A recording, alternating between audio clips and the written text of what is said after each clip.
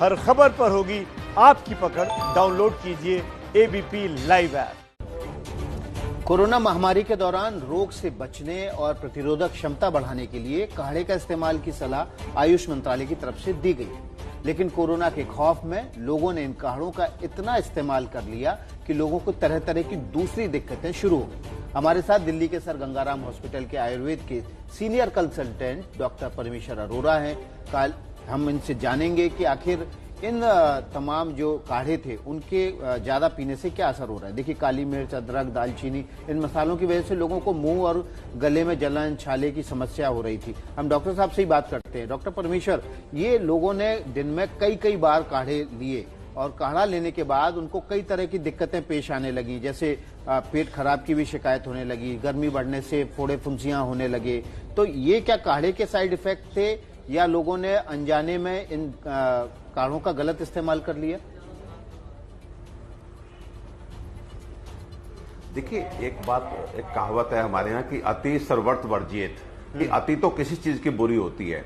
और यहाँ पे ना एक बात, बेसिक प्रिंसिपल बताना चाहता हूँ। जब कोई पेशेंट आयुर्वेदिक डॉक्टर के पास आता है तो पहले हम उसकी बेसिक कॉन्स्टिट्यूशन को हम देखते हैं कि वो वात प्रकृति का है, पित्त प्रकृति का है कि या कफ प्रकृति का है, यानी कि उसकी तासीर कैसी है, उसका टेम्परामेंट कैसा है, तो उसके हिसाब से हम उसको दवा का चयन करते हैं। लेकिन अनफॉर्चुनेटली इस महामारी के समय जो है हमारे पास ये ऑप्शन नहीं था कि हम 101 जो है पेशेंट को जो है डील करें। तो इसलिए ये वो समय है जब हमने दवाओं को जो है वो सोशल मीडिया के माध्यम से, आप लोगों के माध्यम से पूरे देश में एक साथ पहुंचाया। और ये वो समय था जब लोगों को अपनी समझदारी दिखानी थी, अपना बेसिक कॉन्स्टिट्यूशन जो है खुद डिसाइड करना था कि उनको इन जनरल गर्म चीजें कितनी माफिक बैठती हैं, उस हिसाब से मात्रा का। और फॉर्चुनेटली आयुर्वेद एक ऐसा विज्ञान है जहां पे एक ही चीज के लिए हमारे पास कम से कम सैकड़ों नुस्खे हैं। तो वो थोड़ा सा मुझे लगता है चूक लोगों से हुई।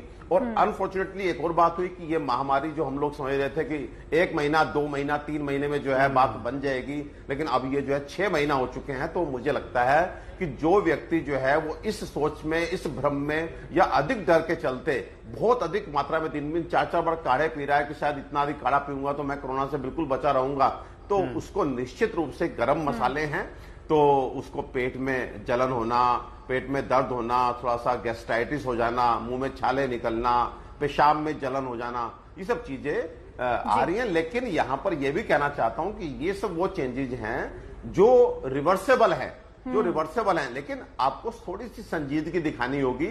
यदि रिवर्सेबल कैसे है डॉक्टर साहब, ये समझना चाहिए, क्योंकि लोगों को दिक्कत हो रही है, उनके लिए समझना और ज्यादा आसान होगा कि रिवर्सेबल कैसे है। देखिए, रिवर्सेबल ऐसी है कि अगर आप थोड़ा सा समझदार है और आपने जो है 10 दिन काढ़ा पिया, उसके बाद आपको पेट में जलन शुरू हो गई, तो इसका मतलब है कि आपको काढ़ा नहीं लेना, आपको दूसरे ऑप्शन पे जाना है। आप हल्दी का दूध पीजिए, आप तुलसी का अर्क पीजिए, आप काली मिर्च लौंग चूसिए, आप केवल गर्म पानी का सेवन कीजिए। आप कहने का मतलब यह है कि वी हैव ऑप्शंस। आपने कभी भी एक चीज पे रिजिड नहीं होना है। आपने अपने शरीर के हिसाब से, डॉक्टर परमेश्वर आप ये कह रहे हैं कि हाँ, एक्सरसाइज भी एक्सेस में करेंगे, अति भी मत कीजिए और जो प्लीज। मात्रा है वो अपने हिसाब से तय कीजिए। लेकिन डॉक्टर परमेश्वर, 2 बातें मेरी थी। ये कैसे तय किया जाए कि अब रुकना है?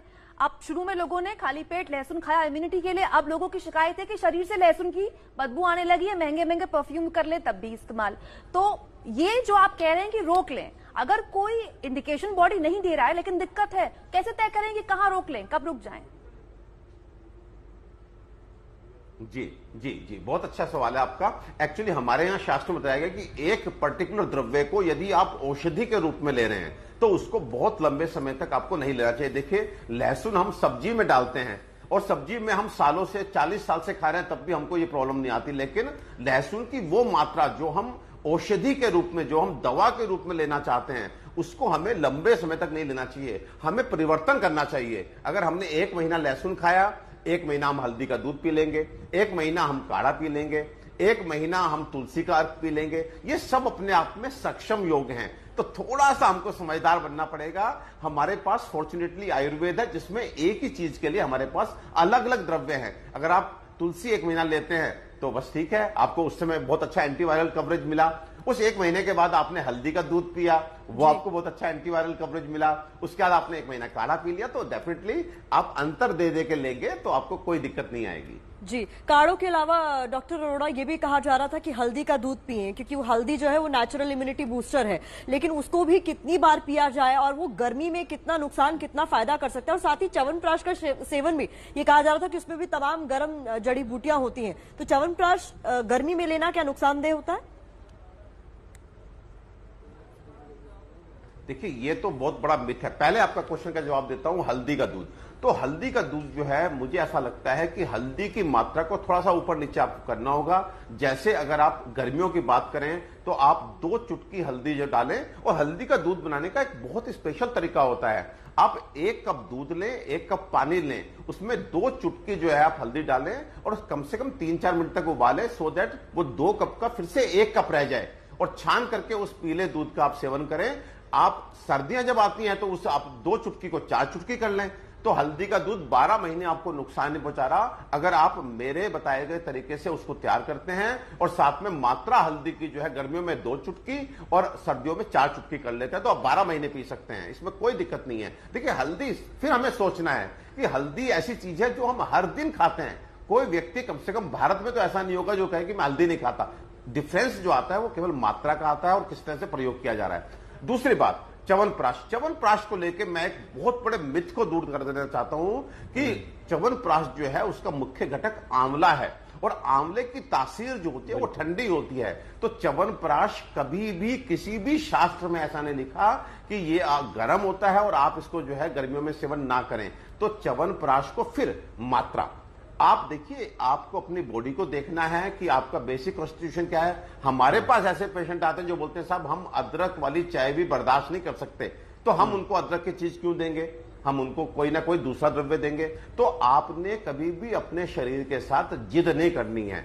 जिद ना करें, ऑप्शन जो आपको सुटेबल है वो आप चूज करें। देखिए, आज हमारे पास पेशेंट आते हैं, हमको दूध नहीं सूट, दूध पीते ही हमको गैस बन जाती है। इसका मतलब ये नहीं कि दूध खराब चीज है, मतलब आपका डाइजेस्टिव सिस्टम इतना कमजोर हो चुका है कि वो दूध को पचा नहीं पा रहा, या पर्टिकुलर कोई तकलीफ है जिसकी वजह से आप दूध नहीं पी पा रहे। तो इसका मतलब हम उस द्रव्य को गलत नहीं कहेंगे, हम उसको पचाने के लिए प्रयास करेंगे कि क्या हम अपनी बॉडी में चेंज लाएं कि हम दूध पचा सकें। तो ऐसे ही मैं कहना चाहूंगा, हमें इस समय, क्योंकि ये महामारी का समय है, हम 101 आपके साथ, एक आदमी के साथ बैठ के हम डिसाइड नहीं कर सकते। आपको संजीदगी दिखानी है, समझदारी दिखानी है। फॉर्चुनेट ये है कि हमारे पास ऑप्शंस हैं, तो जो ऑप्शन, उसी ऑप्शन की बात करना चाहूंगा आपसे। मौसम के हिसाब से मात्रा आपको किस तरह के प्रकृति के व्यक्ति को कौन सी जड़ी बूटी या कौन से मसाले इस्तेमाल करने हैं, कौन से नहीं करने, अगर आप बता दें वात वाले को कौन से, पित्त वाले को कौन से, तो एक ओवरऑल पिक्चर और क्लियर हो जाएगी। देखिए, अगर वात वाला व्यक्ति है तो उसको डेफिनेटली ये प्रॉब्लम रहेगी, उसका जो बल होता है वो कम होता है, उसकी बर्दाश्त कम होती है। तो यहां पर वात वाले व्यक्ति को हमेशा कम मात्रा में किसी भी औषधि का सेवन कराना चाहिए। तो अगर आप हल्दी ले रहे हैं तो आप 1-2 चुटकी लीजिए। हल्दी का दूध वात वाले को बहुत अच्छा बैठता है, तो कोई भी वात प्रकृति का आदमी हल्दी के दूध का सेवन करे, तुलसी अर्क का सेवन करे, साथ में काढ़ा जो है वो हर तीसरे दिन ले थोड़ी मात्रा में। तो वात प्रकृति वाला काली मिर्च चूसे, लौंग चूसे। देखिए, इस महामारी में हमने लोगों को घर घर जाके बताया है कि ये जो वायरस है ये हमारे मुंह और नाक के रास्ते से प्रवेश करता है। आप पहले 3 से 5 दिन ये मुंह और नाक में ही अपनी मल्टीप्लिकेशन से कॉलोनी बनाता है। तो अगर आप लौंग, काली मिर्च केवल चूस लें तो उसी से ही आपको, और फिर देखिए, कुछ लोग बोलेंगे हमें काली मिर्च ठीक बैठती है, कुछ लोग बोलेंगे हमें लौंग ठीक बैठती है, दोनों चीज ठीक नहीं बैठती तो आप केवल अजवाइन चूस लीजिए। ये तीनों ही आपके मुंह में वायरस को मारने में सक्षम है। आप स्टीम लीजिए रोज, तो ये सब वात प्रकृति वाला करें। पित्त प्रकृति वाला, यानी कि जिसकी तासीर गर्म है, जो गर्म मसालों को बर्दाश्त नहीं कर सकता, वहां पे उसके लिए भी दूध के प्रिपरेशन, क्योंकि दूध जो है वो अपने आप में पित्त शामक है, तो दूध में डाल करके आप जो है, हल्दी का दूध उनके लिए बेस्ट है, वो तुलसी का अर्क के लिए उनके लिए बहुत अच्छा है। और कफ प्रकृति वाले जो होते हैं, जिनकी तासीर एक तरह से ठंडी होती है, वो भी मात्रा में, फिर मैं कह रहा हूं, अगर कफ प्रकृति वाला व्यक्ति भी लगातार काढ़े का सेवन करेगा 6 महीने तो उसको भी दिक्कत आ जाएगी। आपको भी समझदारी के साथ काढ़ा सेवन कीजिए 1 महीना, 1 महीना तुलसी का अर्क कीजिए, 1 महीना हल्दी का दूध लीजिए। मुनक्के का सेवन कीजिए, आप गरम मसाले चूसिए, और बाकी जो आपको एक तरह से अगर आपको कोई और प्रॉब्लम साथ में एसोसिएटेड कोई डिजीज है तो किसी डॉक्टर से सलाह करके दवाई जी। लीजिए। डॉक्टर समझदारी परमेश्वर, दिखानी है, बिल्कुल। ऑप्शंस अवेलेबल है। बहुत अच्छी बात आपने कही, लेकिन दुनिया में खासतौर पर हमारे देश में ऐसे कई लोग हैं जिन्होंने ये महसूस किया है कि ये चीजें उनको बहुत फायदा भी दे रही हैं। तो क्यों ना ये जो अच्छी आदतें हमने डेवलप की हैं कोरोना के ही सही, इसको आगे भी ले जाया जाए। तो आप ताउम्र अगर इन चीजों को लेना है तो फिर कैसे लेना है? देखिए, बिल्कुल बहुत अच्छी बात की। हमारे पास जैसे आपके पास कुछ फोन आ रहे हैं कि हमको काढ़ा लेने से ये दिक्कत हुई है, ऐसे ही हमारे पास अधिक लोग ऐसे आ रहे हैं जो ये बता रहे हैं कि साहब हमको तो गर्मियों में भी जुकाम रहता था, खांसी रहती थी, लेकिन जब से हम काढ़ा लेने लगे, हम हल्दी का दूध लेने लगे, हमारी एलर्जी ठीक हो गई, हमें खांसी जुकाम ठीक हो गया, हमारे दर्द ठीक हो गए। And you will be surprised to know, मेरे पास ऐसे सैकड़ों पेशेंट के फोन आए हैं, ये हमारे पेशेंट जिन्होंने एक तरह से प्रिवेंटिव रूप में काढ़े का सेवन किया और उनकी शुगर लेवल नॉर्मल हो गई। सो कहने का मतलब ये जो गरम मसाले हैं ये आपके जाके डाइजेस्टिव सिस्टम को ठीक में करते हैं। और हमारे यहाँ कहा गया है कि रोगा सर्वे पे बंदाग्नियों, हर रोग की शुरुआत ही अग्नि की मंदता से होती है, आपके डाइजेस्टिव सिस्टम की कमजोरी से होती है। डायबिटीज एक मेटाबॉलिक प्रॉब्लम है, डिसलिपिडीमिया यानी कि जिसमें से कोलेस्ट्रॉल बढ़ जाता है, लिपिड बढ़ जाता है, वो एक मेटाबॉलिक प्रॉब्लम है। तो मुझे ऐसा लगता है कि ये कोरोना काल जो है ये है तो एक अनफॉर्चुनेट टाइम, लेकिन इसने फॉर्चुनेटली लोगों को यह बता दिया कि उनके किचन में 90% बीमारियों का इलाज है। जो रोजमर्रा की बीमारियां आप घर में, एलर्जी है, पेट दर्द है, जुकाम खांसी है, इवन बुखार है, you have to trust me, 90% आपकी बीमारियां ऐसी होती हैं जो अगर आप थोड़ा सा समझदारी दिखा दें तो आपके किचन के मसालों से आप जो है ठीक कर सकते हैं। बहुत ही तो काम इसको की सलाह आयुर्वेद दी को है डॉक्टर अपनाना होगा, परमेश्वर मुझे लगता है। अरोड़ा ने, बहुत जिन्होंने अच्छा बताया टाइम कि आपके है कि किचन में वो तमाम चीजें मौजूद हैं जो आप ताउम्र ले सकते हैं, बस आपको तय करना है कि उसकी क्वांटिटी कितनी हो।